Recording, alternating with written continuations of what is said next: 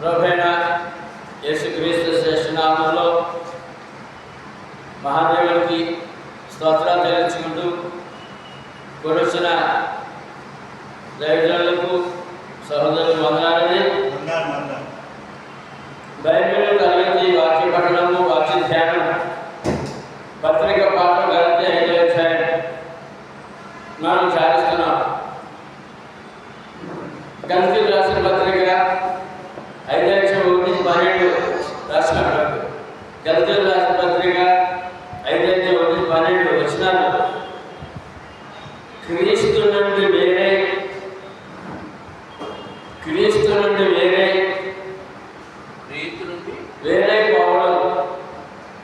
నుండి వేరే పోవడంలోని పరిణామాలు తెలియజేస్తే 12 వచనాలు. క్రీస్తు నుండి వేరే పోవడంలోని పరిణామాలు,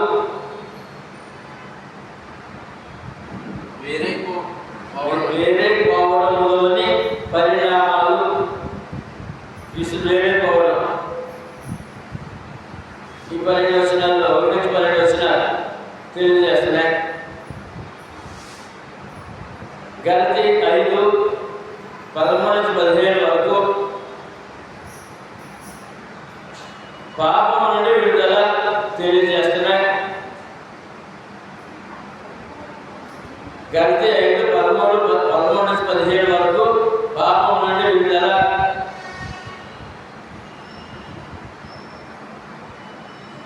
గల్తీ 5:16-18 వరకు 16-18 వరకు ఆత్మకు శరీరానికి మధ్య పోరాటం. గల్తీ 5:16-18 ఆత్మకు శరీరానికి మధ్య పోరాటం.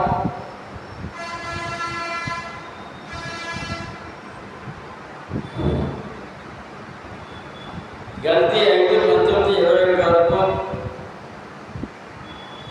గల్తీ 5:19-21 వరకు శరీర కార్యాలు.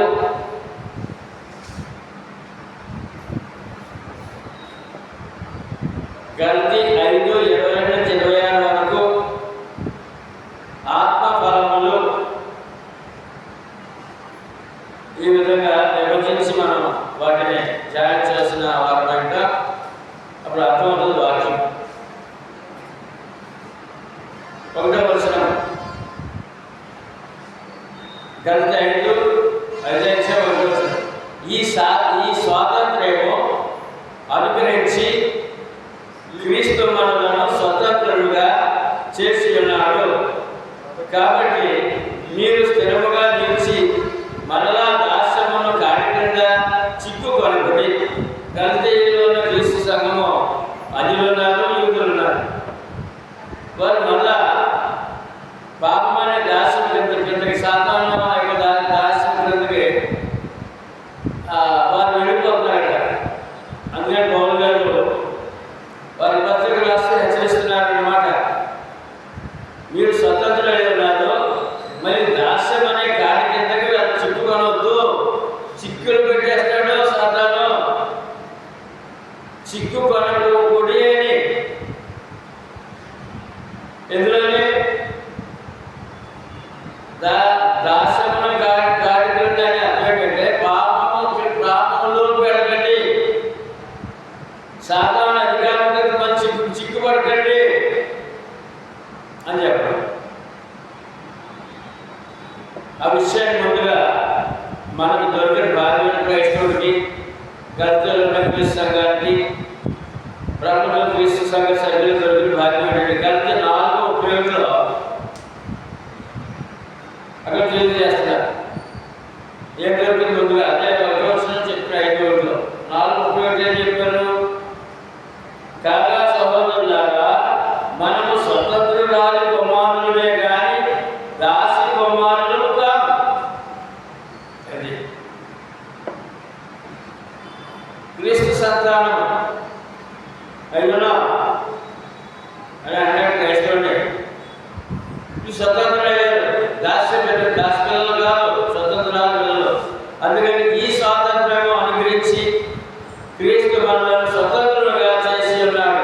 మళ్ళా దాసి మన కాడికి వెళ్ళదు.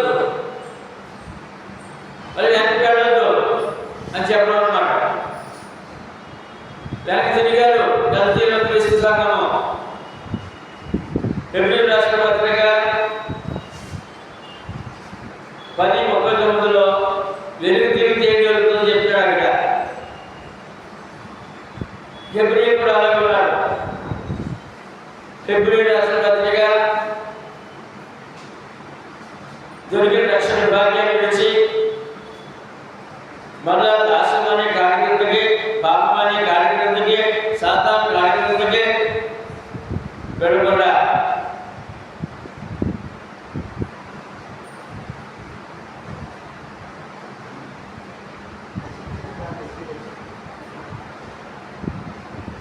ఫిబ్రవరి రాష్ట్ర పత్రిక వెనక్కి కార్యక్రమం వెళ్ళకుండా అర్థమైంది. మళ్ళా అయితే మనము నశించుటకు వెనుక తీయవారము కాము, కానీ ఆత్మను రక్షించుకున్నటకు విశ్వాసము కలిగిన వారమై ఉన్నాము. అది ఆత్మరక్షణ దొరికింది కదా, మళ్ళీ వెనుక తీస్తే ఆత్మరక్షణ అయిపోతుంది. నశించుటకు వెనక్కి మళ్ళీ వెనకెళ్తే క్రీస్తు సభ్యుడు, ఇంక క్షమాపణ లేదు, పాప క్షమాపణ లేదు. రక్షించుటకు వెనక్కి తీయడం అంటే రక్షించుకోవడం. గతిలో క్రీస్తు సభ వెనక్కి తిరుగుతున్నాడు. ఆత్మ రక్షించుటకు అవిశ్వాసం కలవాలైన అని ఫిబ్రవరి పత్రిక కూడా పౌలు గారు హెచ్చరిస్తూ ఉన్నాడు. యోహాను సువార్త 8:30 చూసినట్లయితే యూదులు యేసుప్రభువు ఏమంటారంటే 8:31 యోహాను సువార్త 8:31 నుంచి కాబట్టి యేసు తన నమ్మిన యూదులతో మీరు నా వాక్యమందు నిలిచిన వారైతే నిజముగా నా శిష్యులై ఉండి సత్యమును గ్రహించారు. అప్పుడు సత్యం మిమ్మల్ని స్వతంత్రులుగా చేయడం చెప్పగా. సత్యం ఏం చేస్తున్నాడు? ప్రభు నమ్మి వాక్య ప్రకారం నడిస్తే స్వతంత్రులు అవుతాడు. పాపాలు బానిసలుగా ఉండరు, సాతాను బానిసలుగా ఉండరు, స్వతంత్రులు అవుతారు. సాతాను అధికారి, పాప అధికారి విడుదల పొందుతాడు అని వారికి ప్రభు స్వయంగా చెప్తున్నారు. 33 మేము అబ్రహాము సంతానము, మేము ఎన్నడూను ఎవరికి దాసులమై ఉండలేదే, మీరు స్వతంత్రులుగా చేయబడుతున్న ఎలా చెప్పుచున్నామని ఆయన స్వతంత్రుల మాటలకు అర్థం కాలేదు.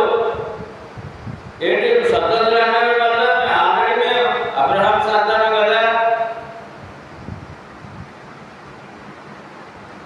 మళ్ళీ మేము స్వతంత్రులు బానిసలు స్వతంత్రులు అయ్యి అంటారండి నువ్వు అని చెప్పి ప్రభు తెలియజేశాడు. 34 అందుకు యేసు పాపము చేయు ప్రతి వాడును పాపములకు దాసుడని మీతో నిశ్చయముగా. అదే క్రైస్తవుడు ఏమయ్యాడంటే పాపము దాసుడు కాదు, పాపం నుండి స్వతంత్రుడయ్యాడు, సాతాను స్వతంత్రుడయ్యాడు. పాపదాసుడు లేడు, సాతాను దాసుడు లేడు క్రైస్తవుడు. అటువంటి క్రైస్తవుడు కాదు సంఘంలో వెనక్కి వెళ్తున్నాడు అని ఆయన హెచ్చరిస్తున్నాడు. స్వతంత్రులు కదా, మరి దాసమని కార్యక్రమం వెళ్ళిపోతున్నాడు. పాపదాసుడు వెళ్తారేంటి, సాతాను దాసుడు వెళ్ళిపోతారు, జాగ్రత్త అని చెప్తారు. వేడు చూడుడి, మీరు సున్నతి పొందిన కదా క్రీస్తు వల్ల మీకు ప్రయోజనమే ఏమి కలదు. మీరు సున్నతి పొందిన కదా క్రీస్తు వలన మీకు ప్రయోజనమేమీ కలుగదని పౌలును నేను మీతో చెప్పుచున్నాను. ఇక్కడ అన్యులు రక్షణ పొందిన వారు ఉన్నారు, గంధ సంఘంలో యూదులు ఉన్నారు, అన్యులు ఉన్నారు. అన్యులు మళ్ళీ సున్నతి పొందాలని వారు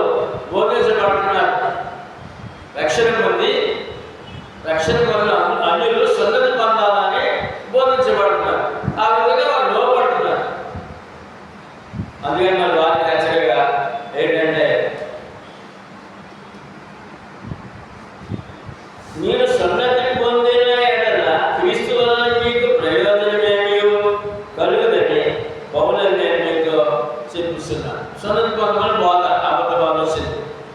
సున్నతి పొందితే రక్షణ లేదు అనే బోధ వచ్చింది. గలతీ సంఘంలో వచ్చింది. అపోస్తలుల కార్యాలు అది యెరూషలేము నుంచి వచ్చిన బోధ.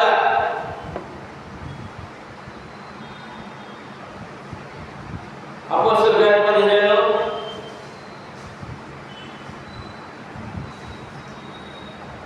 15 ఒకటి కొందరు యూదయ నుండి వచ్చి మీరు మోషే నియమించిన ఆచారములకున సున్నతి పొందితేనే గాని రక్షణ పొందలేరని అదిగోండి. మరి కొత్త బోధ రక్షణ పొందినటువంటి వారి దగ్గర కొత్త బోధ సువార్త ప్రకారం రక్షణ పొందాడు. మనకి దేవుడు రక్షణ ఏర్పడిన సువార్తలో సర్వ సృష్టికి సువార్త ప్రకటించుడి, నమ్మి బాప్తిసం పొందిన వాడు మరి సున్నతి పొందితే రక్షించబడతాడు. వచ్చేదా బాప్తిసం పొందాలంట, సున్నతి కూడా పొందాలంట. అటువంటి దుర్బోధ వచ్చేసి అందుకని ఇక్కడ మరొక హెచ్చరిక. ఆ దుర్బోధలు గల్తీ పట్టణ క్రీస్తు సంఘంలో వచ్చేసాయి. అందుకని మీరు సున్నతి పొందిన ఎడల క్రీస్తు వల్ల మీకు ప్రయోజనం ఏమీ లేదు, రక్షణ పొందిన ప్రయోజనం లేదుగా. సున్నతి పొందితే ఇంకో మతాన్ని ఇంకో ఆచారాన్ని ప్రతిరోజు చెప్పిన కార్యాలు చేస్తే మీకు ఏం ప్రయోజనం లేదు అనే విషయాన్ని ఖండితంగా అక్కడ తెలియజేస్తున్నాడు. 3 ధర్మశాస్త్రము యావత్తు ఆచరించ బద్ధుడై ఉన్నాడని సున్నతి పొందిన ప్రతి మనుషునికి నేను మరణ దృఢముగా చెప్పుచున్నా. సున్నతి పొందుడు ఏం చేయాలి? ధర్మశాస్త్రం ఆజ్ఞలని పాటించాలి. ఆ ధర్మశాస్త్ర ఆజ్ఞలని భారతమై ప్రభు వచ్చి నేను తేలిక చేద్దాం పిలిచాడు కదా. ఆ ధర్మశాస్త్ర ఆజ్ఞలని ఆ భారాన్ని దింపేయాలని వచ్చాడు ఆయన. సున్నతి పొందినంత మరి దాన్ని ధర్మశాస్త్ర ఆజ్ఞలు వెళ్ళాలి, చేయగలవా అని వాళ్ళనే అడుగుతున్నాడు. ఎందుకంటే యేసు ప్రభువు ఎందుకు వచ్చారు? మత్తయి 11వ అధ్యాయము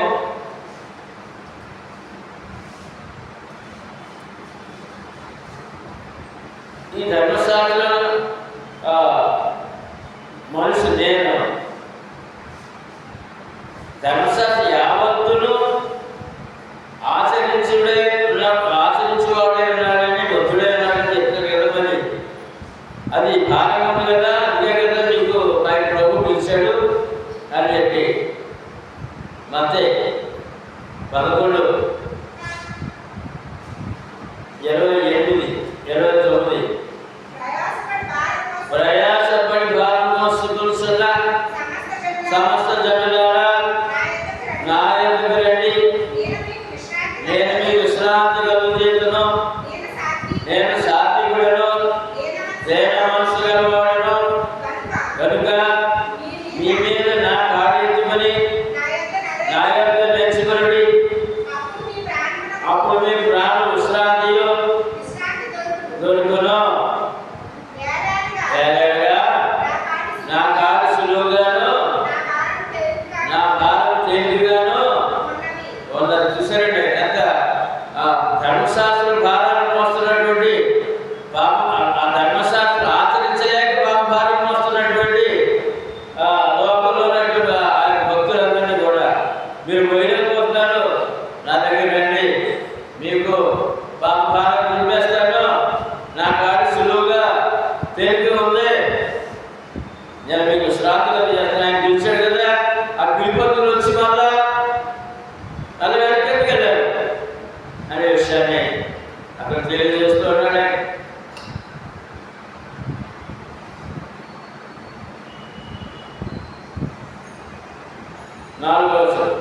మీలో ధర్మశాస్త్రం వలన నీతిమంతులను తీర్చబడేవాడు ఎవడో వారు క్రీస్తులో నుండి బొత్తిగా వేరు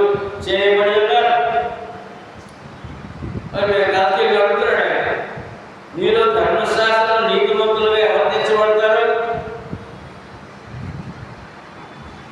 ధర్మశాస్త్రం నీతిమంతులుగా తీర్చబడటం అంటుంటే మీరు క్రీస్తులో పూర్తిగా వేరు చేయబడేవారు. అయినా క్రీస్తులకు సంబంధం లేదు. క్రీస్తులు బంధం కలిగి ఉన్నారు, దైవ బంధం కలిగి ఉన్నారు. మళ్ళీ ధర్మశాస్త్రం పర్యటన మీకు అని ధర్మశాస్త్రం నీతిమంతులుగా తీర్చలేదు. అందుకే క్రీస్తులోకి వచ్చారు కదా. రోమీయులకు రాసిన పత్రిక 5:1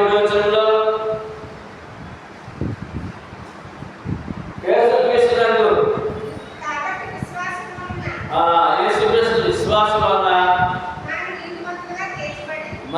యేసుక్రీస్తులో విశ్వాసం కలవాలైతే నీతిమంతులు తెచ్చబడు. ధర్మశాస్త్రం వల్ల కాదు. 9 మళ్ళా 9 కాబట్టి ఆయన రక్తం వలన ఇప్పుడు నీతిమంతులుగా తెచ్చబడి మరింత నిశ్చయముగా ఆయన ద్వారా ఉగ్రత నుండి రక్షించబడి ఉన్నారు. అంటే ఇప్పుడు నీతిమంతులు తెచ్చబడాలని ధర్మశాస్త్రం కాదు, క్రీస్తు రక్తం వలన, ఆయన విశ్వాసం వలన, సువార్తని బాప్తిస్మం పొందడం వలన, క్రీస్తు రక్తంలో కడగబడితే నీతిమంతులు లేదంటే ఏ మానవ నీతిమంతుడు కాదు, పాపిగానే మిగిలిపోతున్నాడు. అటువంటి భాగ్యం మళ్ళీ ఎంత వెళ్తారు ఇక్కడ? అటువంటి భాగ్యం ధర్మశాస్త్రం మళ్ళీ వెళ్తారు ఇక్కడ. 5వ ఏదైనా మనము విశ్వాసం కలవాలమై నీతి కలుగులను నిరీక్షణ సఫలమగునని ఆత్మ ద్వారా ఎదురు చూస్తున్నాము కదా. విశ్వాసం కలవాలమై నీతిమంతులు ఉన్నాడు. ముందు చదివిన వాక్యం రామపత్రికలో విశ్వాసం, ప్రభుత్వం విశ్వాసం వచ్చిందే నీతిమంతులు, క్రీస్తు రక్తంలో కడగబడితే నీతిమంతులు అని నిరీక్షణ కలిగి ఉన్నాము. మళ్ళా వెనకాలండి మరి ఎంత పని ఉంది. అది మనం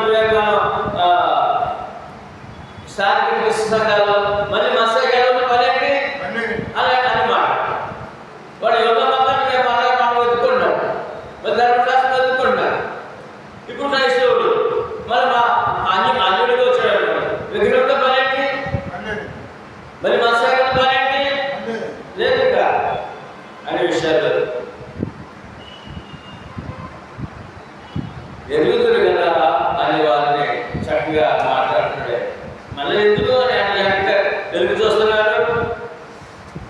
6వ వచనం, యేసుక్రీస్తు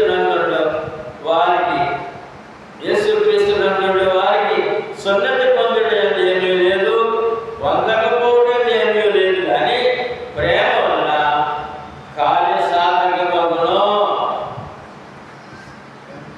ప్రేమ వలన కార్యసాధకమగు విశ్వాసమే ప్రయోజనకరమగును. సున్నతి కాదు, నువ్వు రక్షించబడే విశ్వాసమే ప్రయోజనకరము. అంటే ప్రయోజనకరమైనటువంటి విశ్వాసం నుండి మళ్ళా సున్నతితో వెనక్కి వెళ్తారేంటి? సున్నతి వెతుకుంటారేంటి? మళ్ళీ మోస అంటారేంటి? మళ్ళీ ధర్మశాస్త్రం అంటారేంటి? క్రీస్తు సంఘం ఏంటి అనే విషయాలు. అదే గలతీ పత్రిక 6:15 ఈ సున్నతి మళ్ళీ మాట్లాడతారు. క్రొత్త సృష్టి పొందుటే కానీ సున్నత పొందుటే ఏమీయో లేదు. చూసారా? క్రొత్త సృష్టి పొందడం ఏంటి? పొందారు కదా. క్రొత్త సృష్టి ఏంటి? యేసుప్రభు చెప్తున్నారు. ఆ మత్స్యక అంటే యోధ మత పెద్దకి యోహాను సువార్త 3:1 చూస్తే క్రొత్త సృష్టి, కొత్తగా నిర్మించాలని యేసుప్రభు చెప్తారు అక్కడ.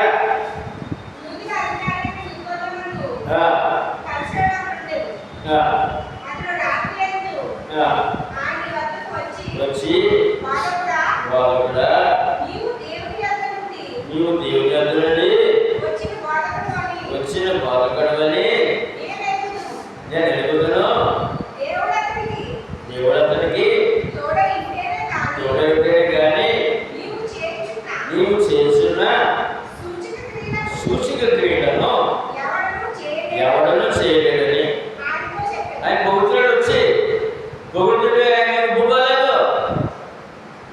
వాక్యం చెప్పాడు, పెద్దాయనకి వాక్యం చెప్పాడే. అది యేసు అతనితో ఒకడు క్రొత్తగా జన్మించితేనే కానీ దేవుని రాజ్యంలో చూడలేడని. ఇంక కలిగి చదివితే 6 అదే సంగతులు ఆయన చెప్తున్నాడండి. 6 చూడాలి. కానీ క్రొత్తగా జన్మించాలి యేసు ప్రభు యొక్క ఆజ్ఞ సిద్ధమైనది. యూదుడికే బోధిస్తాడు, యూదు మత బోధకుడికి బోధిస్తాడు. తీతు పత్రిక 3:5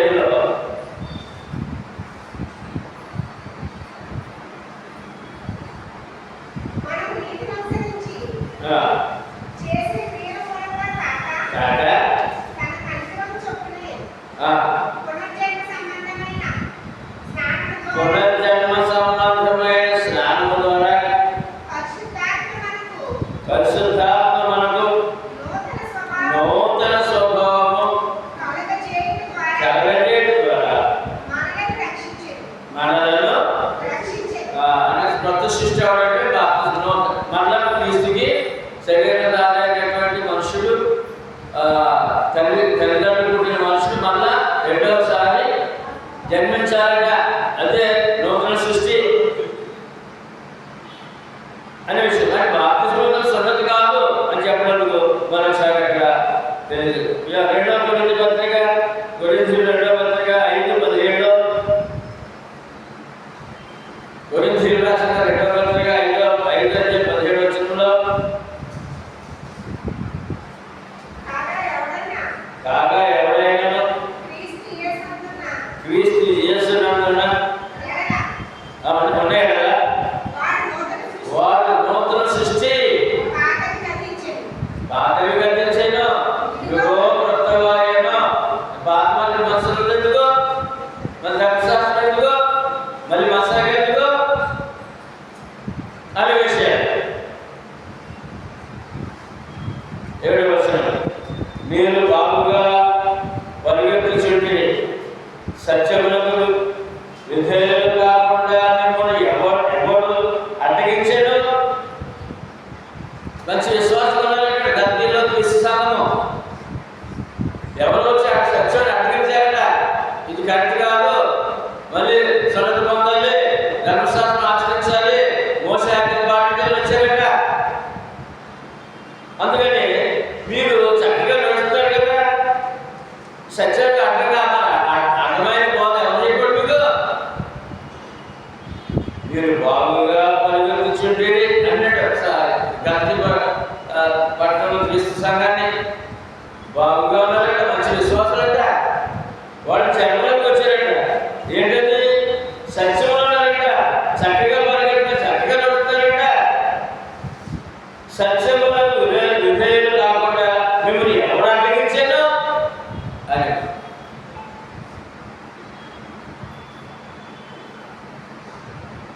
అది ఇప్పుడు మున్సిపల్ కార్యాలయం తీస్తాను ఉందండి. మున్సిపల్ కార్యాలయం తీస్తాను అప్పుడు అక్కడ వాయిద్యాలు పెట్టి అది కరెక్ట్ కాదు, మాది కరెక్ట్ అని చెప్పి తీస్తాను యాక్చువల్ కూడా ఉన్నారు కదా. అది అక్కడ పక్కన ఉందన్నమాట. ఈ సత్యములు చక్కగా నడుస్తారు గల్తీలో సంఘంలో. మున్సిపల్ కార్యాలయం క్రీస్తు సంఘం చక్కగా నడుస్తున్నారు. మరి సత్యాన్ని అక్కడ ఎవరు అడ్డగించారు? మమ్మల్ని అడుగుతున్నారు. అక్కడ వస్తాడు అడ్డగించేవాడు అబద్ధం పట్టుకునే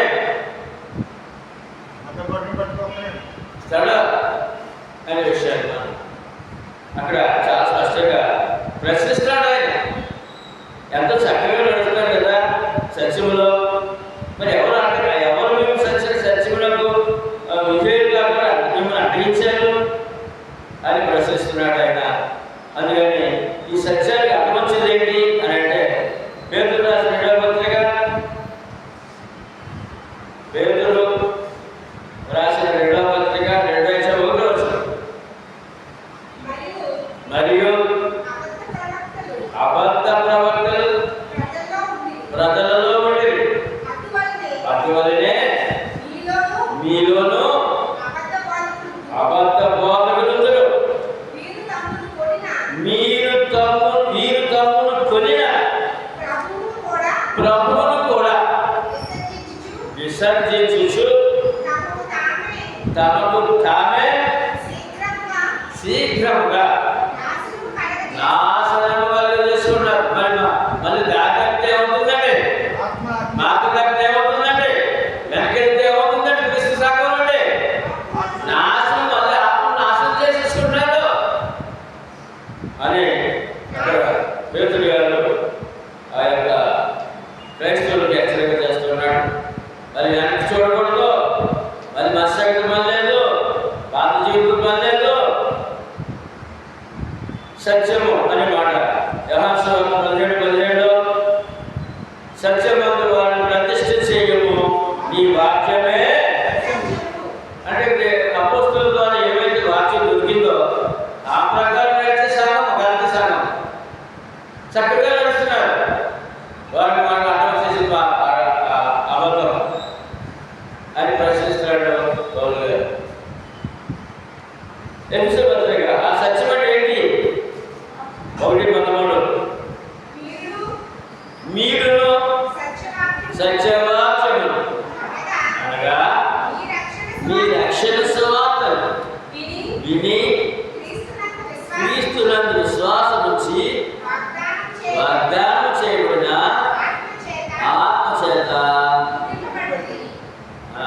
ఆత్మచేత సృష్టించబడుతుంది, ముద్రించబడ్డారు. ఇప్పుడు ఏంటంటే సత్యం అంటే ఏంటంటే ఇప్పుడు రక్షణ సువార్త. రక్షణ సువార్త ద్వారా ఈ యొక్క పాపాత్ముడు క్రీస్తు రక్తంలో ముద్రించబడ్డాడు. పరిశుద్ధుడుగా, దేవుడి కుమారుడుగా, నీతిమంతుడుగా ఆ ముద్ర చెరిపేస్తున్నందుకు మళ్ళీ క్రీస్తు గంటల్లో క్రీస్తు ప్రయత్నం చేస్తుందని ఆయన పౌలు గారు ఊరుకోలేదు, వెనకెళ్ళిపోలేదు. అదే అడుగుతాడు, వీళ్ళు చక్కగా పరిగెట్టుతారు, వాక్య ప్రకారం నడుస్తున్నారు కదా, సత్యంలో నడుస్తున్నారు కదా, మరి ఎవరు వచ్చి అడిగిన సత్యాన్ని సత్యం నుండి అని అంటే ఏ బాధ వచ్చినా ధర్మశాస్త్రం బాధ వచ్చింది, సున్నతి బంధానికి బాధ వచ్చింది, మోసే ధర్మశాస్త్రం పాటించే బాధ వచ్చింది. క్రీస్తులో వచ్చి కృష్ణుడు పాఠం చేయాలని బాధ వస్తే ఎలా ఉండదు? అందుకే క్రీస్తులో వచ్చి కృష్ణుడు పాఠం చేయట్లేదు, మీరు మీ సరైన క్రైస్తవులు కాదంటే మన అంకెలు ఎలా ఉండదు? అలాగే గుడ్ ఫ్రైడే చేయట్లేదు మీరు, గుడ్ ఫ్రైడే అంటే మన అంకెలు ఎలా ఉండదు? ఈస్టర్ చేయట్లేదు మీరు అంటే మన అంకెలు ఎలా ఉండదు? ఈస్టర్, గుడ్ ఫ్రైడే, క్రిస్మస్, మాట్లాడేవారు మరి ఏం చేయండి? క్రీస్తు చేయట్లేదు, వాక్యలేదు, మీ సంఘంలో ఉద్యోగం లేదు అంటే ఎంతెక్కువ ఎలా ఉన్నది? ఇక్కడ ఆత్మచ్చిపోతుంది. అక్కడేమో ధర్మశాస్త్రము సున్నతి పలు కల్పించడం, ఇలా రమ్మంటారు. అందుకే క్రైస్తవుడిని గలతీయుల క్రీస్తు సంఘాన్ని పాటు చేస్తున్నారు అబద్ధవాదులు. 5:8 ఈ ప్రేరణ మిమ్మల్ని పిలుచు చిన్న వారి వలన కలుగు లేదు. ఇప్పుడు ఇలా ప్రేరేపించబడ్డారు. ముందు మిమ్మల్ని సువార్త ద్వారా పిలిచిన ఆయన వల్ల కలగలేదండి. ఆ 2 బాధలు కాదు, దేవుడు ప్రభు దగ్గర 2 బాధలు ఉంటాయి. ఈ ప్రేరణ అంటే సొంతకి మన ధర్మశాస్త్రానికి మళ్ళీ బానిసలుగా పాత్ర బానిసలు లేకపోవడానికి కారణం ఈ ప్రేరణ మిమ్మల్ని పిలుస్తున్న వారి వలన కలగలేదు. నువ్వు చదువుకున్నాం, ఎవరు పిలిచిన ఆయన? మత్తయి 11:11 పాప భారం సమస్తలారా అని పిలిచిన ఆయన ప్రేరణ మళ్ళీ ఎక్కడ మళ్ళీ మార్చి 16:15 సమస్య స్వార్థ ప్రకటించండి, నమ్మి బాప్తిస్మం పొందని పిలిచిన ఆయన రక్షణ స్వార్థ ద్వారా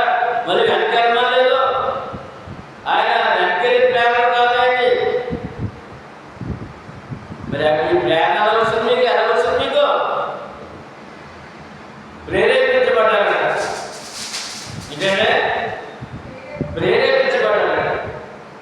ఎఫెసీయులకు రాసిన పత్రిక సత్యంలోని మళ్ళీ వెనకాడడం అనే మాట ప్రేరేపించబడ్డారు. క్రీస్తు సంఘం క్రిస్మస్, గుడ్ ఫ్రైడే, ఈస్టర్, మట్లాలు ఇవన్నీ కోరుకోవడం అనేది ప్రేరేపించబడుతున్నాడు. ఎవరో మన బయట నుంచి జరుగుతున్న కార్యాన్ని ప్రేరేపించబడుతున్నారట. ఈ ప్రేరేపణ ఎవరిదంటే ఎఫెసీయులకు పత్రిక 2:2 ఎఫెసీయులకు రాసిన పత్రిక 2:2 మీరు వాటిని చేయొచ్చు వాయుమండల సంబంధమైన అధిపతిని అనగా అవిధేయులు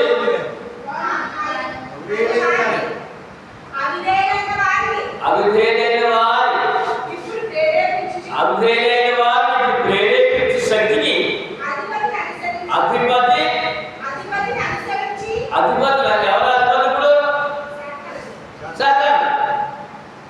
ఇప్పుడు గలతీయులు చూస్తారా దేనికి ప్రేరేపించబడ్డారు? యేసుప్రభు ద్వారా సాతాను ద్వారా. యేసుప్రభు ఎలా పిలిచాడు, మీరు వెనకాలన్నాడు. మరి వెనకాల ప్రేరేపించాడు ఎవరు? ధర్మశాస్త్ర ప్రకారం నడవాలి, సొంత పొందాలంటే ప్రేరేపణ వచ్చిందట.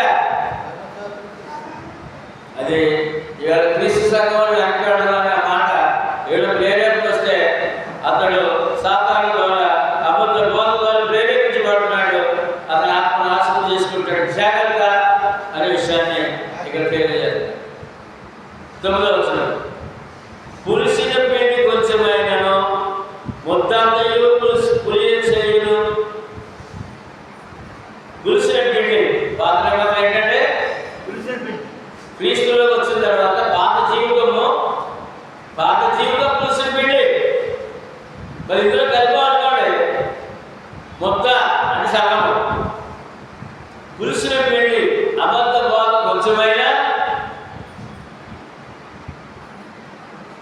పాత నిబంధన ఏ బోధ అయినా కొంచెమైనా మొత్తంతే పాడైపోతుంది, సగం అంతా పాడైపోతుంది అని గద్దెలు సంఘానికి రాస్తాడు. పులిసిన పిండి కొంచెమైనా అని సరే, కొంచెం పిండి కొంచెం ఎంత పిండి పాడు చేద్దండి, ఎంత పిండి అయినప్పుడు పెట్టేది అంటే ఇక్కడ మొత్తాన్ని సగం పాడైపోతే జాగ్రత్త అనే విషయాన్ని తెలియజేస్తారు. కొరింథీయులకు రాసిన పత్రిక మొదటి పత్రిక 5:6-7 5వ అధ్యాయము, మీరు అతిశయపడుట మంచిది కాదు, పులిసిన పిండి కొంచెమైనను ముద్దంతయు. ఇక్కడ కూడా సేమ్ అదే వాక్యం చెప్పారండి. పులిసిన పిండి కొంచెమైన ముద్దంతయు ఎరుగరా, మీరు పులిపిండి లేని వారు కనుక క్రొత్త ముద్ద ఒకటే ఆ పాతదైన పులిపిండిని పులిపిండి క్రైస్తవుడికి క్రైస్తవుడి పాత పులిపిండి ఏంటంటే పాత నిబంధన ధర్మశాస్త్రం వస్తున్నది. బలులు ఇవన్నీ కూడా అవసరం లేదు. ఇంకా అది కలిసిగా మొత్తం పాడైపోతాయి, సగం పాడైపోతాయి.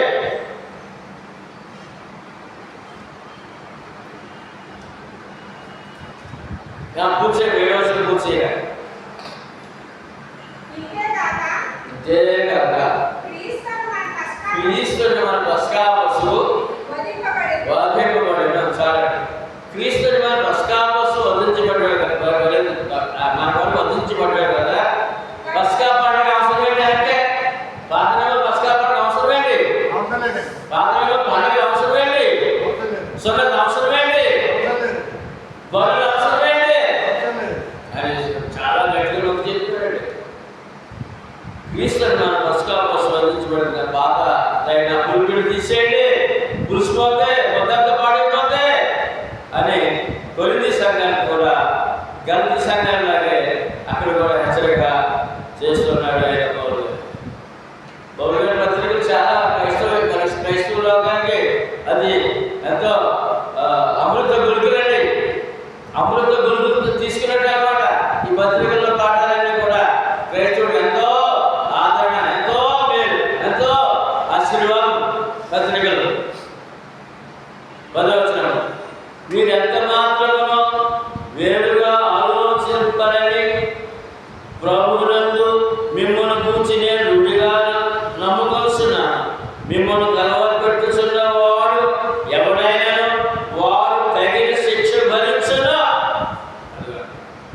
సంఘాన్ని వల్ల ధర్మస్తుడు. మీరు ఎంత మాత్రము వేరుగా ఆలోచించదని నాకు తెలుసు అన్నాడు. మీరు వేరుగా ఆలోచించదు, ఇంకా ముందుగా నడవాలి, వెనకొద్దు. ముందుగా నడవాలి కానీ వెనక నడకూడదు. వేరుగా ఆలోచించండి. మీరు ఒకవేళ ప్రభునందు మిమ్మల్ని కూర్చి నేను రుడిగా కూర్చున్నాను, మిమ్మల్ని కలవాలి పెట్టుకోవాలి కొంతమంది సత్యంలో ఉన్నవారిని కలవలు పెడతారట. మిమ్మల్ని కలవలు పెట్టుకోవాలి కొందరు ఉన్నారు. ఎవడైనా వాడు తగిన శిక్ష అనుభవించును. సత్యంలో ఉన్నవాడు అబద్ధాన్ని నడిపిస్తే శిక్ష పాత్రుడైన అతను, ఆమె కానీ అతడు కానీ సేవకుడు కానీ. అబద్ధ బోధకుడు సత్యంలో ఉన్నవాడిని వెనక్కి నడిపిస్తే, సంఘంలో నుంచి ఎవరైనా వెనక్కి తాగేస్తే అతడు శిక్షకు పాత్రుడు. తగిన శిక్షను భరించును. ఈ విషయాన్ని 12వ వచనం చూద్దాం. మాట అందులో 12 10వ వచనం ఉంది. ఎవరైనా మిమ్మల్ని కలవలు పెట్టినట్టయితే వాడు శిక్ష భరిస్తున్నాడు అని అన్నాడు. 12వ వచనం కూడా అదే మాట చదవండి. మిమ్మల్ని కలవరపరిచేవారు తమను తాము ఛేదించుకున్న మేలు. బాబు ఏమంటే సత్యంలో వారు కలవరపరిచి వెనక్కి నడిపించినట్లయితే, మరి పాత జీవితాన్ని నడిపించినట్లయితే అతను చనిపోతే మేలు, చనిపోవడం మేలు. సత్యంలో ఎక్కండి.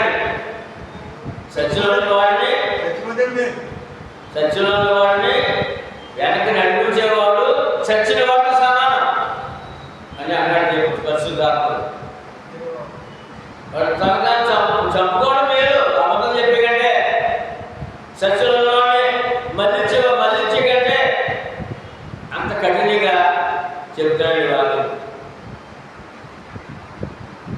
మత్తయి సువార్త 18వ అధ్యాయము 6-7 వచనాలు. ఇక్కడ చెప్తారు చూడండి. ప్రభువారు అంటే అభ్యర్థులు పరచడం, కలవారు పెట్టడం, ఇది నిజమా అని చెప్పి అడగడం. నా యందు విశ్వాసం ఉంచు, ఈ చిన్నవారిలో ఒకరిని అభ్యంతరపరిచిన ఎడల వారు మెడకు పెద్ద తెరగని రాయి కట్టి కట్టబడిన వాడే మిక్కిలి లోతైన సముద్రంలో ముంచివేయగా. ఎవరైనా సరే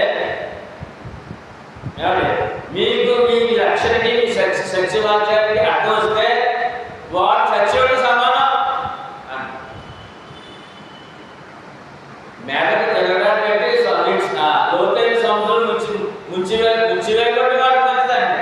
అంటే అదేంటే ప్రభు దృష్టిలో ఈ యొక్క సత్యాన్ని అన్వేషించేవాడు, సత్యాన్ని లోపడే వారికి ఎవరైతే అడ్డంకి కలిగిస్తున్నాడో, ఎవరైతే కర్మలు పెడుతున్నాడో, అభ్యర్థులు కలగజేస్తున్నాడో వాడు దేవుని దృష్టిలో, ప్రభు దృష్టిలో చనిపోయిన వాడు లెక్క. అంత కఠినంగా ప్రభు చెప్తాడు. సత్యముడు ఎంత గొప్పదో ప్రభు వాక్యము, సువార్త, రక్షణ, సత్యము, సంఘం ఎంత విలువైనదో. 11వ వచనం. సహోదరులారా, సున్నతి పొందవలనని నేను ఇంకనూ ప్రకటించుచున్న ఎడల ఎప్పటికీ హింసించబడలేదా? ఆ పక్షమున శిలువ విషయమైన అభ్యంతరము తీసివేయబడును కదా. అలా సున్నతి గురించి మనకు చెప్తాడండి. సున్నతి పొందవలనని ఇంకనూ ప్రకటిస్తే యేసుప్రభు బోధనకి ఇంకా ధర్మశాస్త్రం పాటించకుండా యేసుప్రభు బోధనకు సువార్త ఎందుకు?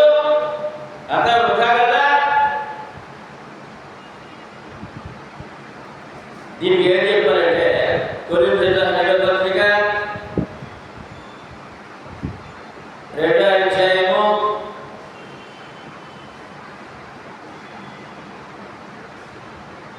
17వ వచనం.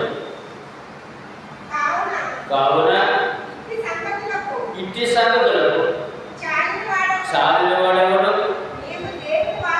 మేము దేవుని వాక్యమును కలిపి చెరిపేడు అనేకుల వలె ఉండక నిష్కాపట్యము గలవారమును దేవుని వలన నియమింపబడిన వారమును నుండి క్రీస్తునందు దేవుని ఎదుట అమ్మ అపొస్తలులు ఎవరన్నా తల్లి దేవుని చేత సువార్త నియమింపబడినవారట. అందుకని కలిపి చెప్పేవాడు కాదట. కలిపి చెప్పుకోవడం ఉన్నప్పుడు సొన్నది ధర్మశాస్త్రము, ఆజ్ఞలు, మోసే నియమాలు సువార్త వినండి, వార్తలు మమ్మల్ని సొంత మమ్మల్ని మరి మోసే ధర్మశాస్త్రం పాటించమని కలిపి చెప్పుకోవడం అన్నమాట. గల్తీ పట్టణంలో క్రీస్తు సంఘానికి కలిపి చెప్పుకొని బాగుంది. నేను సొంతమని మళ్ళా నేను ప్రకటిస్తే ఏంటో లేదు, కలిపి చెప్పుడు అయిపోతుంది కదా అని చెప్పి అక్కడ ఖండిస్తున్నాడు. మళ్ళా సొంత విషయాలు 12వ వచనం మళ్ళా చూద్దాం. మిమ్మల్ని కలవలు పెట్టు వారు తమను తామే ఛేదించుకున్న మేలు. ఇలా అబద్ధం చెప్పి సత్యుడు లాగే చూసేవాడు, చూసే సహోదరుడు కానీ చాలా ప్రమాదం పడతాడు. అసలు నష్టంలో పడిపోతాడు. అసలు దేవుడు సత్యుడు వాడతాడు అని చెప్పదు. బండి చాలా గొప్ప వచనం ఉంటుంది. మిమ్మల్ని కలవలు పెట్టేవారు తమను తామే ఛేదించుకున్నట మేలు. వాడు చచ్చిపోవడం మేలు అంటాడు, అబద్ధం చెప్పేవాడు. ఏమంటే అందుకే దేవుడు చనిపోయిన అర్థంగా ఉన్నాడు.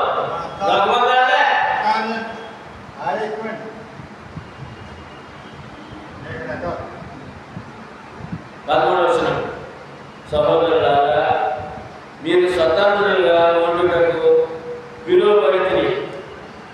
అయితే ఒక మాట, ఆ స్వాతంత్ర్యమును శరీర క్రియలకు హేతువు చేసుకొనక ప్రేమ కలిగిన వారై ఒకరికొకరు దాసులై ఉండుడి. ఏమంటే మీరు గొప్పవారన్నాడు. మీరు స్వతంత్రులుగా ఉండడం పిలువబడ్డారు. మరి వెనక్కి వెళ్ళకండి, శరీర కార్యాలు ఆలోచించకండి. శరీర కార్యాలు సొన్నదే, అప్పుడు శరీర కార్యాలు సొన్నదే. సొన్నది పొందేనే భక్తులు, సొన్నది పొందేనే భక్తులు. ఇదే మాట్లాడుతున్నారు కదా యోగులు ఈ రోజుగా మాట. ఆ స్వాతంత్ర్యమును శరీర క్రియలకు హేతువు చేసుకోనక ప్రేమ కలిగిన వారే ఒకరికొకరు దాసులై ఉండుడి. మరి కలమంది అంటే నేను సొన్నది పొందిన వారము, మీరు సొన్నది పొందిన వారు. నేను సంఘంలో గలతీ సంఘంలో కలమన్న ప్రేమ లేదంటాడు. అన్యులేమో సొన్నది పొందిన వారు, యూదులు బాప్తిసం పొందిన వారు అంటే సొన్నది పొందిన వారు. ఇక్కడ కలమం ప్రేమ లేదు. దాని గురించి కూడా హెచ్చరిక చేయడం జరిగింది. 14వ వచనం. ధర్మశాస్త్రమంతయు నిన్ను వలె పొరుగు వారిని ప్రేమించుము అని ఒక్క మాటలో సంపూర్ణమైనదే. మీరు కనబడుతున్నారు ఈ సొంతం బట్టి. అన్యుడు యూదుడైన కలమందు మీలో, ఈ సొంత దృష్టిలో కలమందు మీలో, మోసే ధర్మశాస్త్రం ఆచరించిన కలమందు మీలో ప్రేమ లేదు. అందరూ లక్షలు పొందారు. కొంతమంది ఒకలా, కొంతమంది ఒకలా ఉన్నారు ఇక్కడ. అయితే ధర్మశాస్త్రం ఏం చెప్తుందంట? నిన్ను వలె పొరుగు వారిని ప్రేమించాను. ఒక్క మాటతో సంపూర్ణమైనది కదా. ధర్మశాస్త్రం చెప్తుందిగా నిన్ను వలె పొరుగు వారిని ప్రేమించమని. మరి ఎందుకు ద్వేషిస్తున్నావు సంఘంలో అని అలా ఖండిస్తున్నారు.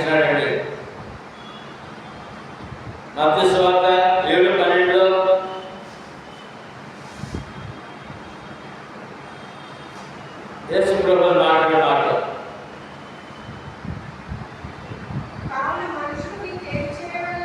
కావున మనుషుడు మీకేమి చేయవాలని మీరు కోరుకుందురో అలాగనే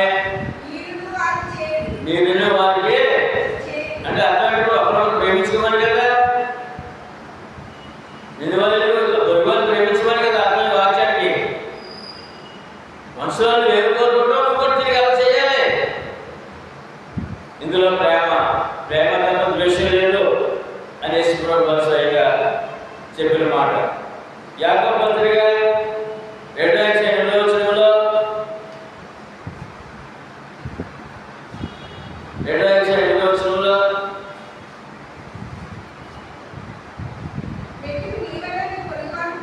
మెట్టుకు నీవలని పొరుగువారిని ప్రేమించుమని లేఖనములో ఉన్నట్టి ప్రాముఖ్యమైన ఆజ్ఞను మీరు నెరవేర్చిన ఎడల బాగుగానే ప్రవర్తించువారే. సంఘంలో కులాలు బట్టి కానీ మతాలు బట్టి కానీ ఇంకా ధర్మాలు బట్టి కానీ తలమంటుకోండి. అందులో ఒకటే మనసు, ఒకటే వాక్యము, ఒకటే మార్గము, ఒకటే సంఘము. మత్తయి సువార్త 22వ అధ్యాయం యేసు ప్రభువు వారు ఇస్తున్నటువంటి వార్త హెచ్చరిక.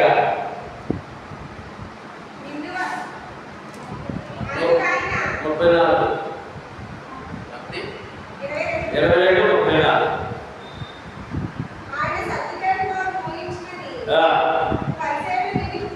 విని కూడి వచ్చింది. వారిలో ధర్మశాస్త్రోపదేశకుడు ఆయన శోధించు బోధకుడా ధర్మశాస్త్రంలో ముఖ్యమైన ఆజ్ఞ ఏదని అడిగాడు. అందుకు ఆయన నీ పూర్ణ హృదయంతోనూ, నీ పూర్ణ ఆత్మతోనూ, నీ పూర్ణ మనస్సుతోనూ నీ దేవుడైన ప్రభువును ప్రేమింపవలనన్నది ఇది ముఖ్యమైనదియు మొదటిదియునైన ఆజ్ఞ. నిలువని పొరుగువారి ప్రేమింపవలన రెండవ ఆజ్ఞయు దాని వంటిదే. ఈ రెండు ఆజ్ఞలు ధర్మశాస్త్రమంతటికి ప్రవక్తలకును ఆధారమైనదని అతనితో చెప్పెను.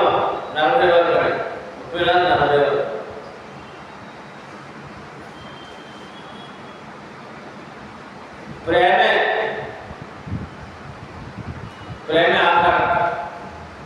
నిన్నుని పొరుగువారిని ప్రేమించు, దేవుడిని ప్రేమించు, అది ప్రభువుని ప్రేమించు, పొరుగువారిని ప్రేమించు. ఇదే అంతకంటే ఎక్కువ లేదు కదా. అదే విలువైన జీవితము, ఆశీర్వాదకరమైన జీవితము. నేను పొరుగువారిని ప్రేమ కలమడలేక, పొరుగువారి ప్రేమ ద్వేషం ఉండలేక, పొరుగువారి ప్రేమ కులబంధాలు అడ్డపడవు. ఇక్కడ హెచ్చుతగ్గులు ధనవంతులు పేదవారు అడ్డపడదు. ఇక్కడ ఆ విధంగా ఆజ్ఞ ధర్మశాస్త్రంలో ప్రవర్తనలు కూడా చెప్తారు కదా. ఎంత మేలు ఆ సంగతి పాటిస్తే అది ప్రథమమైన ముఖ్యమైన ఆజ్ఞ అని కూడా మనకి 14వ వచనంలో ఎన్నో విషయాలు నాకు తెలియజేశాడు. అయితే 15వ వచనంలో మరి ఎలా ఉంది కదా, నిన్ను పొరుగు ప్రేమించమని గంతులను తీసుకుని చూద్దాం.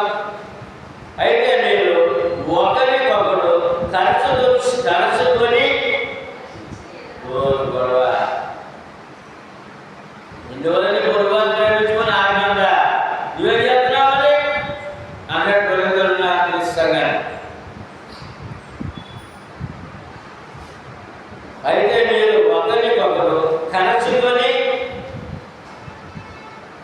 భక్షించే మీరు ఒకరిని ఒకరు బొత్తుగా నశించిపోవను పోదురేమో చూసుకోలేడు.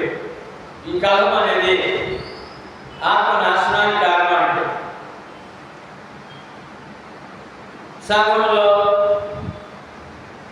విశ్వాసం ఎలా ఉండాలి అని గణిత పాఠ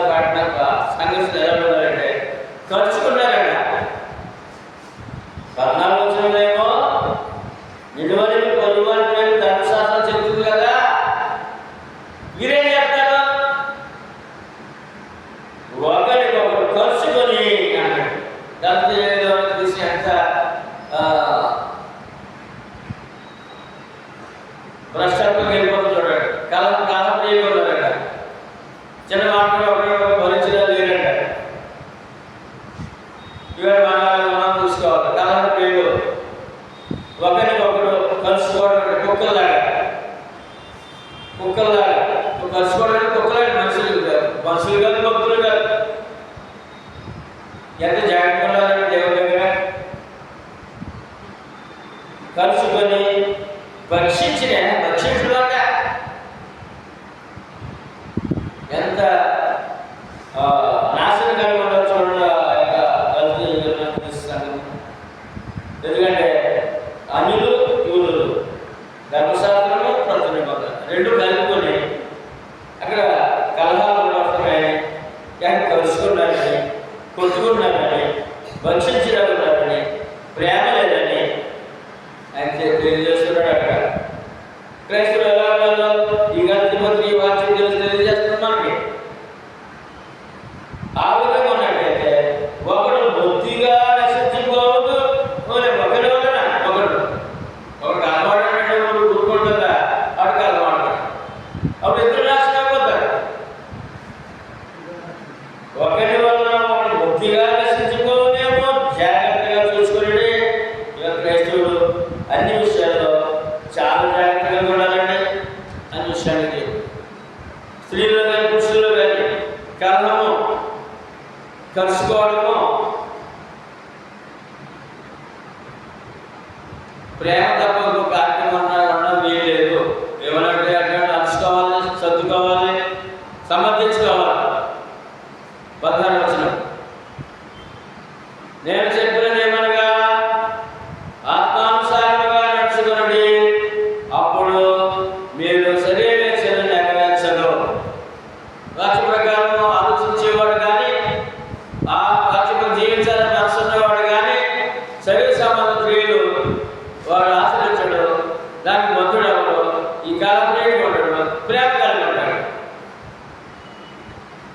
ఆత్మానుసారంగా ఆలోచించడం క్రైస్తవుడు, వాక్యానుసారంగా ఆలోచించడం క్రైస్తవుడు, వాక్యాన్ని జీవించే ప్రయత్నం చేయడం క్రైస్తవుడు. అప్పుడు కాలం ఉండదు, శరీరం తాగడం, శరీరం నెరవేర్చాడు.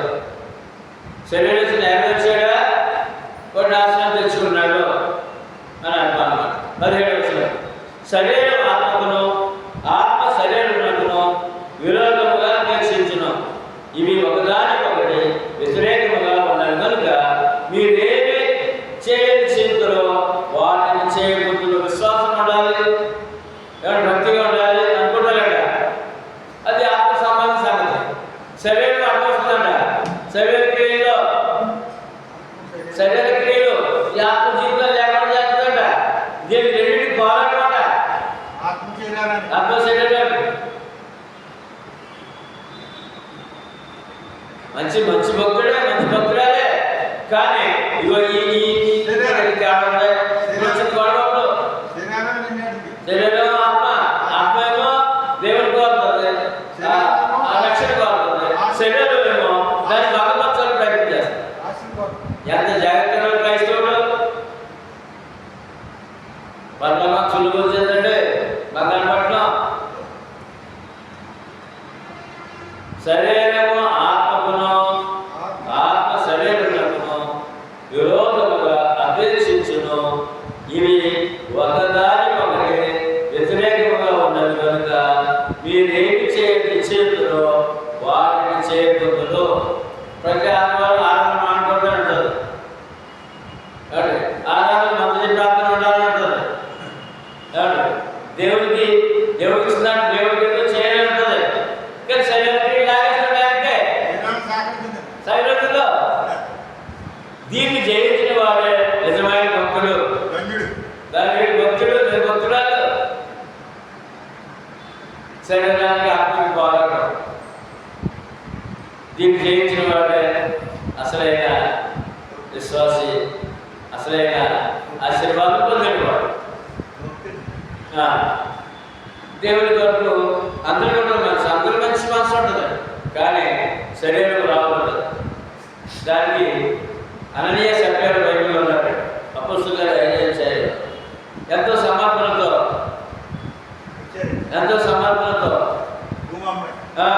వాడు ఎదురుగా ఎదుగురించి ఆ దేవుని సేవకు ఇంత గ్రామీణ సేవ గొప్ప రక్షణ దొరికింది మనకి. మనతో ఉన్న వాళ్ళందరూ అనేక కార్యాలు చేస్తారు, మనం కూడా చేయాలని చెప్పి వాళ్ళు పొలమమ్మి దేవునికి ఇవ్వాలని ఆలోచించారండి. ఆత్మ సంబంధంగా చక్కగా బాగుందంటారు. సరే అటు వచ్చింది, అంత ఇచ్చేయమా అని వచ్చింది. అంత ఇచ్చేయలే, అంత శరీరం ఆత్మని మార్చినప్పుడు భార్య భర్త మాట కలిసినప్పుడు ఆ జీవితం ఆనందం క్షేమకరం. భార్య భర్తలు మాట్లాడదు ఇక లోకాలు నాశనం. ఇప్పుడు శరీరం ఆత్మ రెండు కావాలి. ఆత్మీయంగా ఉన్నవాడు శరీరాన్ని మాకు ఒప్పించాలి, శరీరాన్ని ఒప్పించాలి. అదే శరీరానికి ఒప్పించాలి.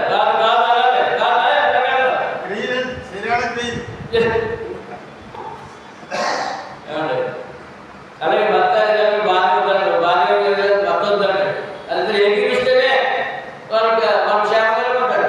అలాగే శరీరం ఆత్మ ఎగిరిస్తేనే సేవ జరుగుతుంది, నీ రక్షణ కాపాడుకుంటారు.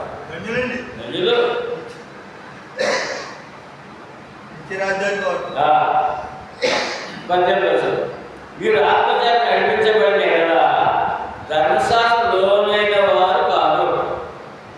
అక్కడ గొడవ ఏంటంటే ఆత్మీయమేమో క్రైస్తవులు, క్రీస్తు వాక్యంలో పడ్డారు. శారీరకంగా వల్ల స్వర్గం వెళ్తారంటున్నారు, మరి ధర్మశాస్త్రం వెళ్తారంటున్నారు, మరి మోసే కావాలంటున్నారు. ఇక్కడ అలా వచ్చింది సంగతి. ఏదో ఒకే మార్గం, అది విశాలమో విరుగైన మార్గం చెప్పారు. అందుకే చూడండి 2 మార్గాలు చెప్పారు. శరీరం ఆత్మనే మాటగా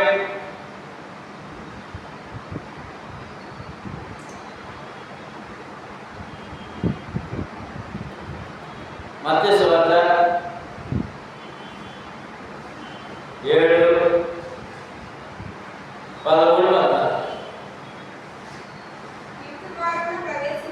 ఇరుకు ద్వారా ప్రవేశించుడి, నాశనం పోవు ద్వారము వెడల్పును ఆ దారి విశాలమైనది, దాని ద్వారా ప్రవేశించేవారు అనేకులు.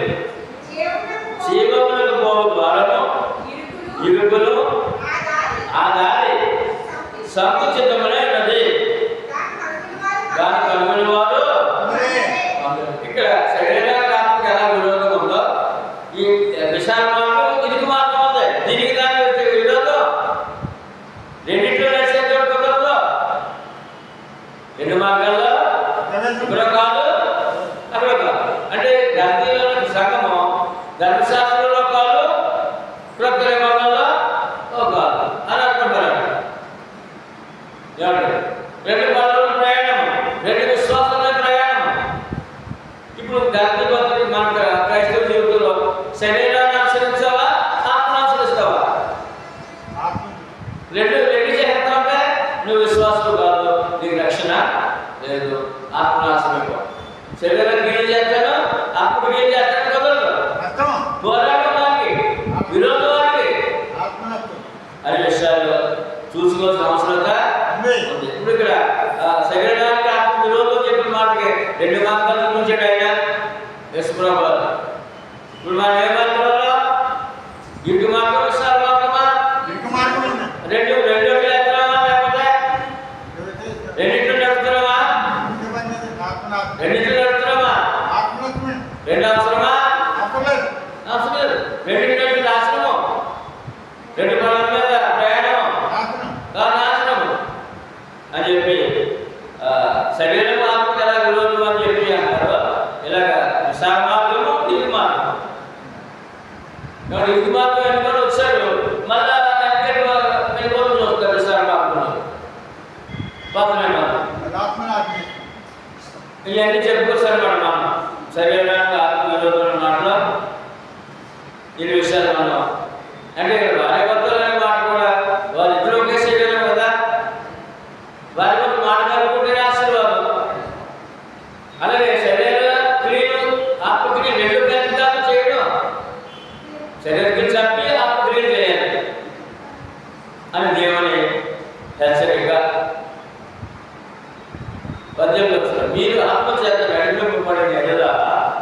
ధర్మశాస్త్రం లోనైన వారు కాదు. వాక్య ప్రకారం నడిస్తే కొత్త నిబంధన పాత నిబంధన పని లేదు. ధర్మశాస్త్రం లోనవలసిన అవసరం లేదు, ధర్మశాస్త్రం లోనే అవసరమో లేదు. ఒకటే ఏదో ఒకటి వరకు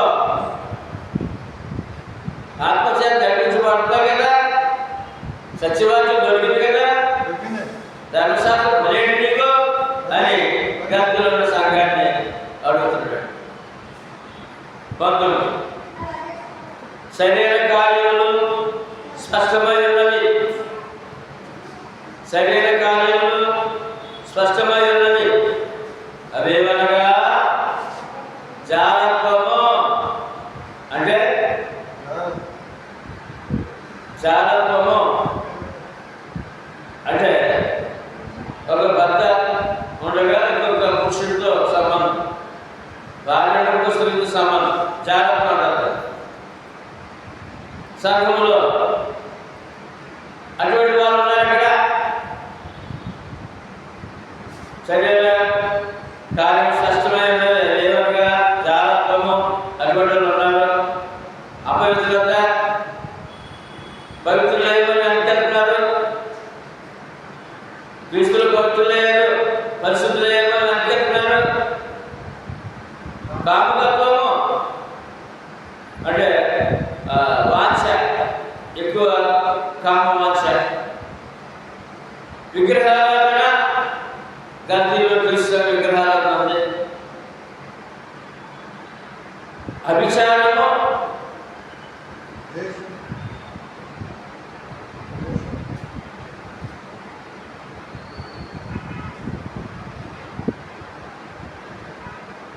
ద్వేషములు, కలహము, మత్సరములు, శరీర క్రియలు అని ద్వేషించడం, ఒకరొకరు ద్వేషించుకోవడం, కలహమని, మత్సరములు. మత్సరం అంటే చూపు మంచిది కాదు, చూపు మంచిది కాదు. సహించలేదు ఎవరు బాగుంటాయి, అది క్రైస్తవ మనస్తత్వం. క్రైస్తవులైన మంచిది కాదు, అందరూ బాగోవాలి. ఈ మచ్చలు ఉందనుకోండి, సీరియల్ వెళ్ళిపోయిన లెక్క. రఘు అంటే సీరియల్ ఉన్నాయి కదా, అదంతా అదే గొడవ. అది బాగున్నాడు, నేను బాగున్నాడు ఇదే గొడవ. సీరియల్ ఉంటుంది.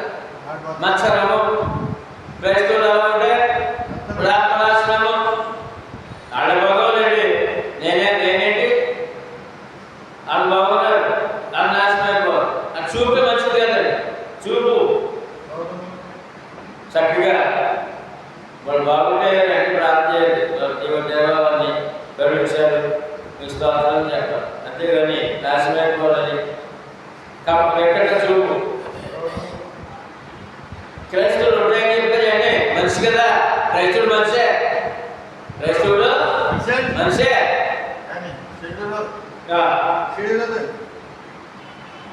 మత్సరము, క్రోధము, ఆయన చూస్తే పుసుకుంటుంది అనమాట.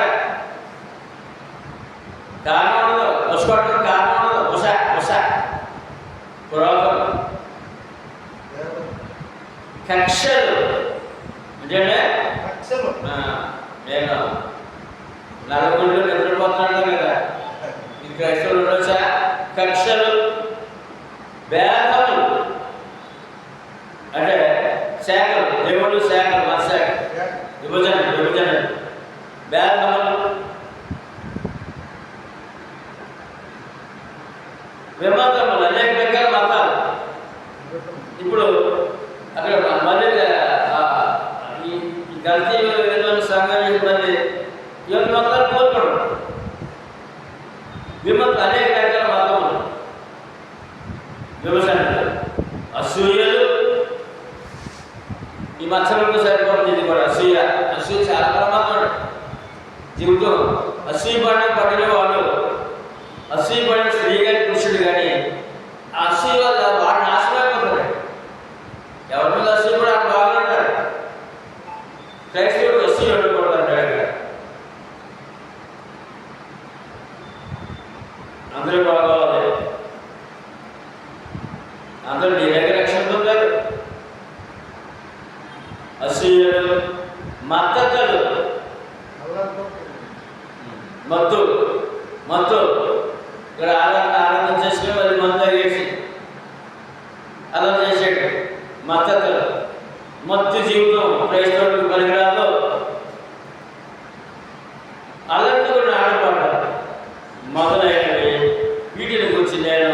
మునుపు చెప్పిన ప్రకారం ఇచ్చి వాటిని చేయువాడు దేవుని రాజ్యమును స్వతంత్రించుకోవాలని మీతో స్పష్టంగా చెప్పుచున్నాను. ఇప్పుడు ఎన్ని అవన్నీ చెప్పారండి? గల్తీ పట్టణంలో క్రీస్తు సంఘము, కొరింథీ పట్టణంలో క్రీస్తు సంఘము, గ్రీసులో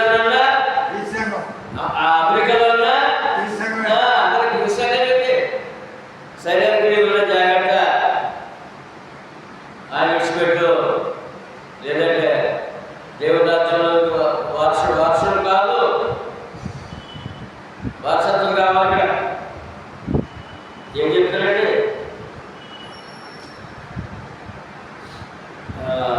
ఇట్టి వాటిని చేయువాడు దేవుని రాజ్యమును స్వతంత్రించుకొనడని మీతో స్పష్టంగా చెప్పుచున్నాను.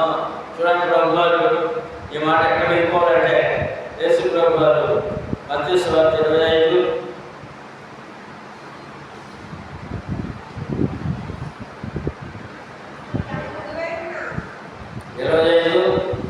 34. అప్పుడు రాజు తన కుడివైపున వారిని చూచి, నా తండ్రి చేత ఆశీర్వదించబడిన వారా, రండి, లోకము పుట్టినది మొదలుకొని మీ కొరకు సిద్ధపరచబడిన రాజ్యమును స్వతంత్రించుకొనుడి. ఈ రాజ్యంలో ఇప్పుడు ఇక్కడ ఈ శరీర క్రియలుంటే ప్రభువారు కుడివైపు నిలబడి, ఇదిగో మీకు ఈ రాజ్యం మీదే, ఈ పరలోకం మీదే, సొంతం చేసుకోవడానికి హక్కు కోల్పోతూ ఉంటారు. ఇన్ని లక్షణాలు ఉన్నాయి మా శరీరానికి, శరీర లక్షణాలు ఉన్నాయండి, ఇన్ని గుణాలు ఉన్నాయండి మనిషికి. క్రైస్తవుడు కూడా ఉన్నాయండి, క్రైస్తవుడు మనిషి కదా. వాటన్నింటినీ కూడా ఒక్కొక్కటిగా వాక్యంతో గడిగేసుకోవాలి, తుడిసేసుకోవాలి, అంచేసుకోవాలి, కోపడు అంచుకోవాలి, సహించుకోవాలి, ఓర్చుకోవాలి. ఇవన్నీ క్రైస్తవుడు చేయవలసిన పనులు. ఎందుకంటే ఆ ప్రభు పిలిచి స్వతంత్రించుకోవడం అట్లా మీదే దాన్ని కోల్పోతాడు, మహాభాగ్యం కోల్పోతాడు ఈ శరీర క్రియలు బట్టి.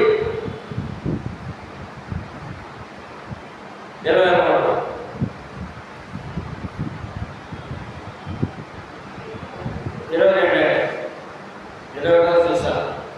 ఇప్పుడు మరి అయితే ఈ క్రియలు కాదు నడవలసిన క్రైస్తవుడికి ఇవి ఉండాలంటే 22. అయితే ఆత్మఫలం ఏమనగా ఇప్పుడు శరీర క్రియలు చూసామండి, ఇవి గత పట్ల చూసాగా ఉన్నాయి. ఇప్పుడు ఏముండాలంటే ప్రేమ, సంతోషము, సమాధానము, దీర్ఘశాంతము, దయాళుత్వము, మంచితనము, విశ్వాసము, సాత్వికము, ఆశానిగ్రహము. ఇవి 9 ఆత్మఫలాలు. గల్తీ పట్టణం సంఘానికి ఆత్మఫలాలు తక్కువ, శరీర క్రియలు ఎక్కువ. అది ఇక్కడ గల్తీలోని క్రీస్తు సంఘంలో ఆత్మఫలాలు తక్కువ, శరీర క్రియలు ఎక్కువ. ఇవాళ ఏ క్రీస్తు సంఘంలో ఎక్కడ ప్రపంచంలో ఎక్కడ ఉన్నా అతడు శరీర క్రియలు తక్కువ ఉండాలి, ఆత్మక్రియలు ఉండాలి. అప్పుడు శరీర క్రియలు ఒక్కొక్కటిగా వాటి మన నుండి దూరం అవుతాయన్నమాట. అప్పుడు రాజ్యాన్ని స్వతంత్రం హక్కు కలిగి ఉండడం అన్నమాట. ఆ క్రీస్తు సంఘంలో ఆ సభ్యతను నిలబెట్టుకుంటాం అన్నమాట, కాపాడుకుంటాం అన్నమాట. 23 ఇట్టి వాటికి విరోధమైన దైవం ఏదీ లేదు. క్రీస్తు యేసు సంబంధులు మన ఎవరంటే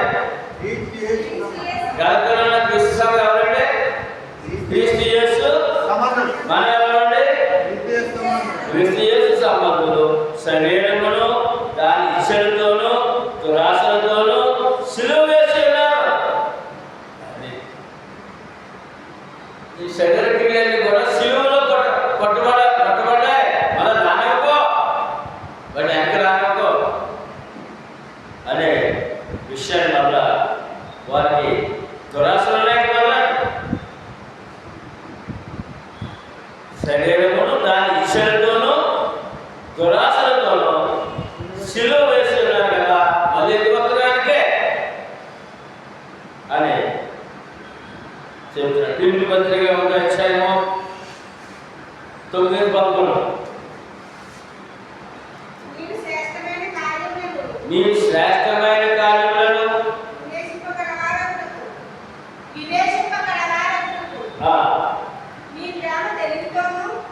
మీ ప్రేమ సకల విధమైన అనుభవ జ్ఞానముతోను కూడినదే అంతకంతకు అభివృద్ధి పొందేటంటే జ్ఞానం అభివృద్ధి, శరీర కార్యాల అభివృద్ధి, ఇందువలన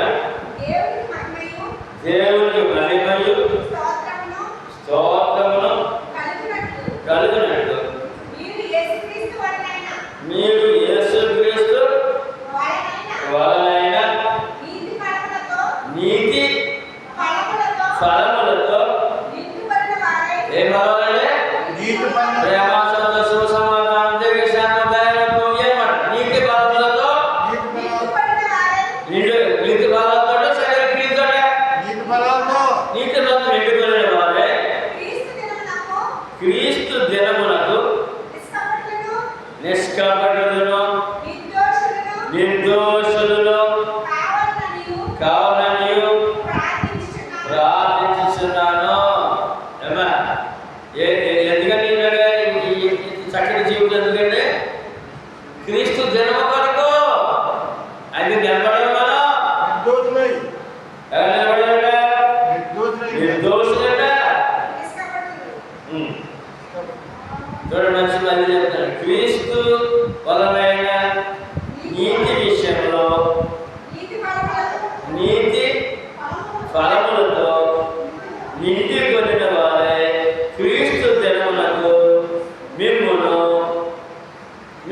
నిష్కపటులను నిర్దోషులను కావాలని ప్రార్థించుతున్నాను. దేంతో గొప్ప మాట్లాడాలి. క్రీస్తు దగ్గర నిలబడి ఎవరంటే నిష్కపటులు, నిర్దోషులు, నీతి ఫలములు కలిగిన వారు. ఏదంటే ఎడమైపు వెళ్ళిపోతామండి, కుడివైపు ఉండవండి. ఈ వాక్యము ఈ కథలు రావాలండి, చాలా పూసే వాక్యం అండి. 9-11 వచనాలు.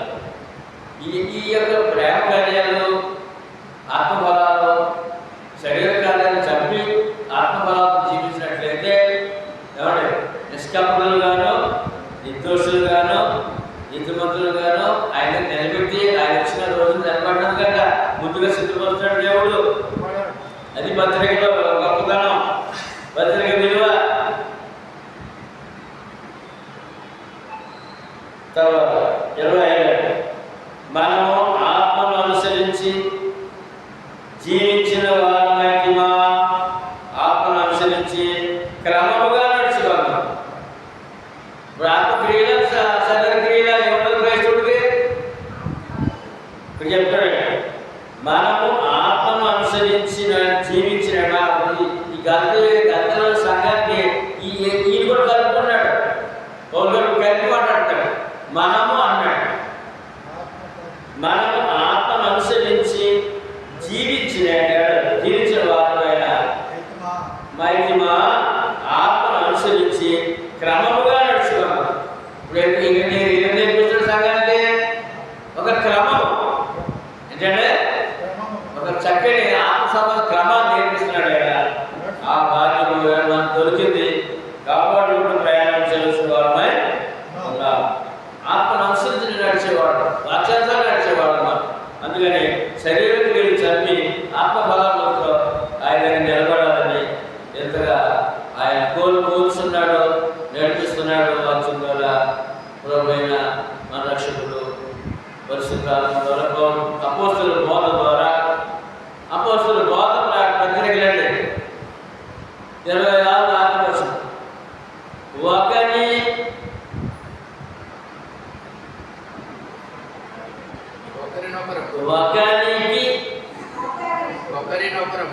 ఒకరినొకరము వివాదమును రేపకయు ఒకరి ఒకరము అసూయ పడకయు వృధాగా అతిశయపడకము. ఇదే నాకు ముగింపు.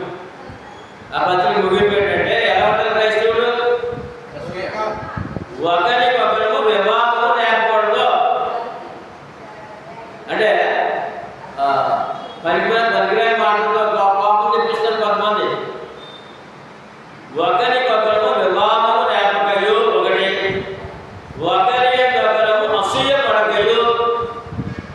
క్రైస్తవ జీవితాన్ని భంగపరిచింది ఏంటంటే అసూయ.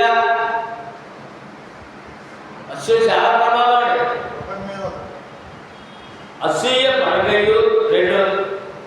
ఒకటి అసూయ ఉంటే వివాదం నేర్చుకోడండి. క్రైస్తవుడే అసూయ పడుతున్నాడు, వివాదం నేర్చుకోడు, కోపం వస్తుందండి.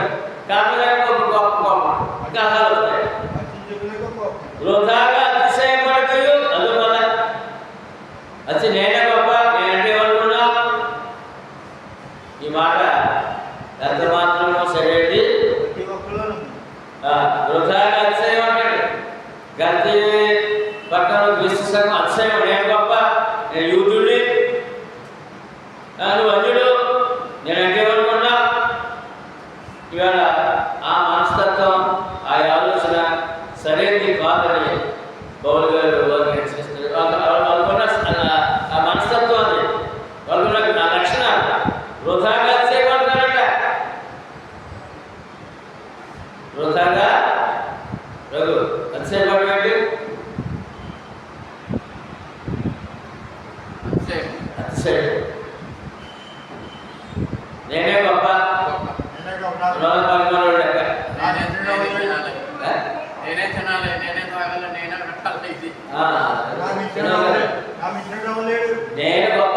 పరిమాణం లెక్క. అదే అదే నేను గొప్ప అరవై పరిమాణుడు. అది క్రైస్తవుడు అనొచ్చా? క్రైస్తవుడు ఉండొచ్చా?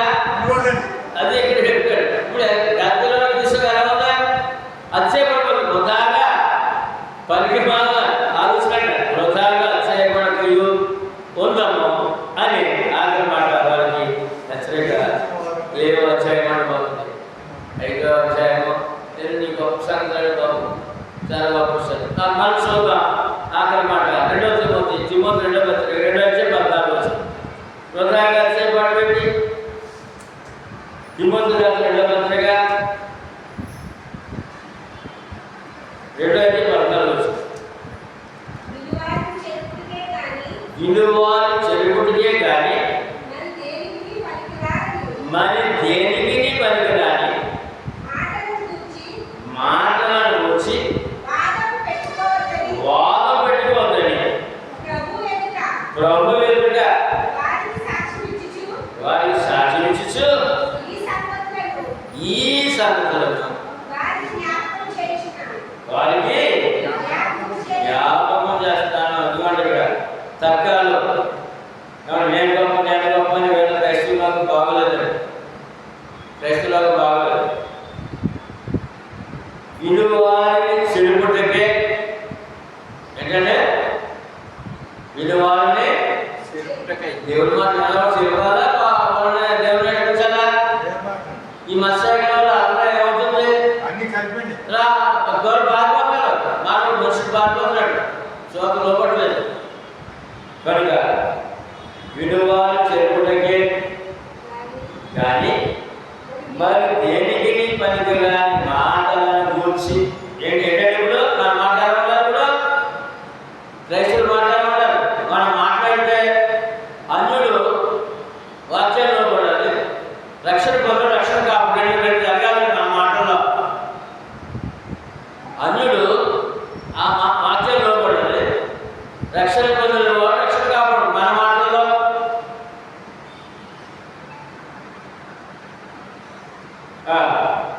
మాటలు గురించి వాదం పెట్టుకోవద్దు వద్దని ప్రభు ఎదుట వారికి సాక్ష్యం ఇచ్చు ఈ సంగతులను వారికి జ్ఞాపకము చేయమని తిమోతిని హెచ్చరిస్తున్న. జాగ్రత్త, వాదాలు పెట్టుకోవద్దు.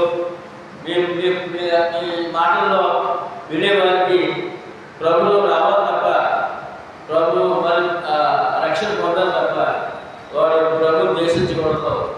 అలాగే రక్షణ పొందిన వాడు రక్షణ కాపాడుకోవాలి. ఈ మాటల్లో ఉంటుంది భక్తుల మాటల్లో చాలా జాగ్రత్తగా మాట్లాడు, జాగ్రత్త అని చెప్పి తిమోతిని హెచ్చరిస్తున్నాడండి. ఈవేళ మనం మాట్లాడాలి,